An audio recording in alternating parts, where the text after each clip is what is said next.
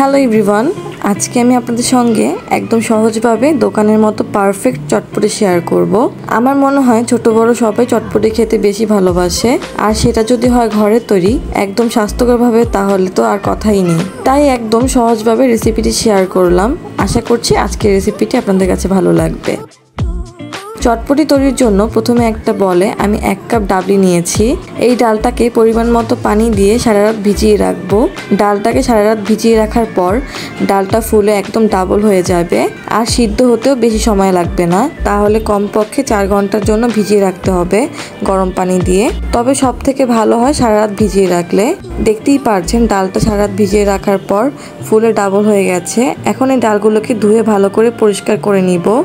এবার পরিমাণ মতো পানি দিয়ে এই ডালটাকে একটা প্যানে দিয়ে দিচ্ছি। সিদ্ধ হয়ে যাওয়ার পরেও যাতে করে ডালটার ভেতরে পর্যাপ্ত পরিমাণ পানি থাকে সেটা খেয়াল রাখতে হবে। তাই পানির পরিমাণটা প্রথমেই বাড়িয়ে নিতে হবে। এবার এখানে দিয়ে দিচ্ছি 1 চা চামচ লবণ।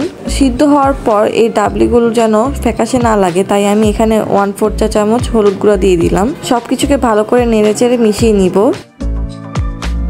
ঢাকনা দিয়ে ঢেকে দিচ্ছি। চুলার হিটটাকে মিডিয়াম হিটে রেখে ডাবলিগুলোকে সিদ্ধ করে নিতে হবে।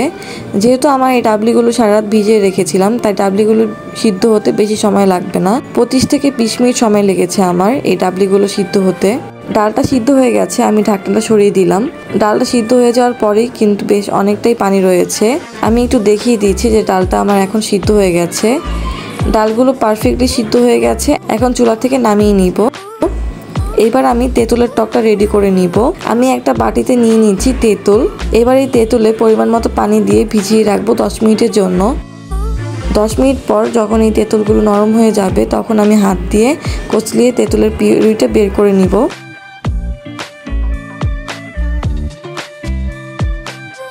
এখন আমি তেঁতুলের আঁশগুলো তুলে নিচ্ছি। আপনারা চাইলে ছাঁকনিতেও ছেঁকে নিতে পারেন। আমার এই তেঁতুলের পিউরিটা ঘন মনে হচ্ছে, তাই আমি একটু পানি ব্যবহার করে পাতলা করে নিচ্ছি। পানি অ্যাড করার পর তেঁতুলের ঘনত্বটা ঠিক এরকম হয়েছে। এখন এখানে আমি দিয়ে দিচ্ছি 2 টেবিল চামচ চিনি। আপনারা যদি একটু টক পছন্দ করেন তাহলে এখানে 1 টেবিল চামচ ব্যবহার করবেন। তেঁতুলের টকটা আমি একটু মিষ্টি পছন্দ করি, তাই আমি 2 টেবিল চামচ চিনি দিলাম। লবণ দিয়ে দিচ্ছি 1/4 টিস্পুন। বিট লবণ দিয়ে দিচ্ছি 1/2 চা চামচ। চটপটির মশলা দিয়ে দিচ্ছি 1/2 চা চামচ। আমি এখানে প্যাকেট চটপটি মশলাটা ব্যবহার করেছি। চিলি ফ্লেক্স দিয়ে দিচ্ছি 1/4 টিস্পুন। 1 চা চামচ দিয়ে দিচ্ছি কাঁচামরিচ কুচি। ঝালটা আপনারা আপনাদের পরিমাণ মতো দিয়ে দিবেন। 1 চা চামচ দিয়ে দিচ্ছি লেবুর রস। লেবুর রসটা দিলে খুব সুন্দর একটা ফ্লেভার আসে। এখন সব কিছুকে খুব ভালো করে মিশিয়ে নিচ্ছি। ভালো করে মিশিয়ে নিয়েছি। ব্যাস তৈরি হয়ে গেল তেঁতুলের টক। এখন চটপটিটাকে রেডি করে নিব। সিদ্ধ করা চটপটির ডালটাকে একটা মিক্সিং বলে ঢেলে নিচ্ছি। আর এরপর এখানে দিয়ে দিচ্ছি 1/2 কাপ সিদ্ধ করা আলু। আলুগুলোকে ছোট করে কিউব করে কেটে নিয়েছি। চটপটির মশলা দিয়ে দিচ্ছি 2 টেবিল চামচ। পেঁয়াজ কুচি দিয়ে দিচ্ছি 2 টেবিল চামচ। কাঁচামরিচ কুচি দিয়ে দিচ্ছি 1 টেবিল চামচ। বিট লবণ দিয়ে দিচ্ছি 1 চা চামচ। দিয়ে দিচ্ছি একটা সিদ্ধ করা ডিম।